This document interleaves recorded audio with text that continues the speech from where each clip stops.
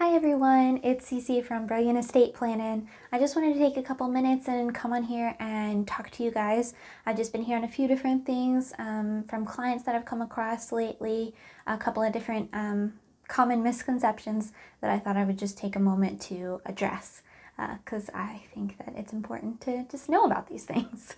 So the first thing that I just want to cover is that divorce or a separation doesn't necessarily nullify a will. So if you were married and had a will together, and you want to change that because now you're separated or getting divorced, then you actually need to do that. You have to change your will by writing a new one, because it doesn't just happen. Whereas getting remarried would nullify a will, getting divorced does not.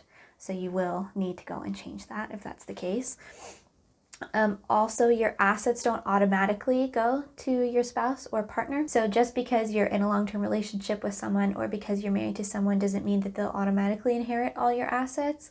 Sometimes things can be a little bit convoluted in the way that their past your estate is distributed if you don't have a will, because that's considered dying intestate and that has to follow intestacy law. Also, sometimes people can kind of come out of the woodwork and they can put sort of like a claim on your estate, and that can even go to court sometimes, and it can be a whole thing.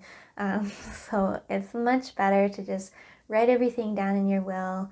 If you want it all to go to your spouse, then that's great. It's a very simple process to just do that, but at least it's written down, it's there, so whatever you want to happen will happen, and it'll make life a lot easier for the people that you leave behind if you do have a will. And also, if you do pass away without having a will and you have children that are underage, usually any assets that they would receive are held in trust for them until they turn 18, which is great because that means that they will inherit whatever you left them. But also it means that they'll receive that when they turn 18.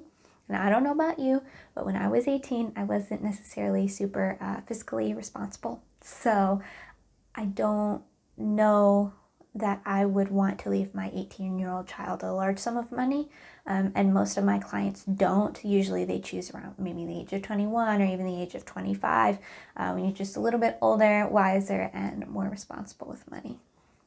So those are just some things that I wanted to go over. I know that everybody's situation is different, everyone's family is different, and everyone's concerns are different. So if you have anything specifically that you'd like to have a chat about with me, please do get in touch.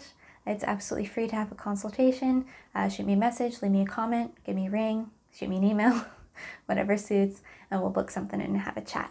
Thanks so much for your time. Bye.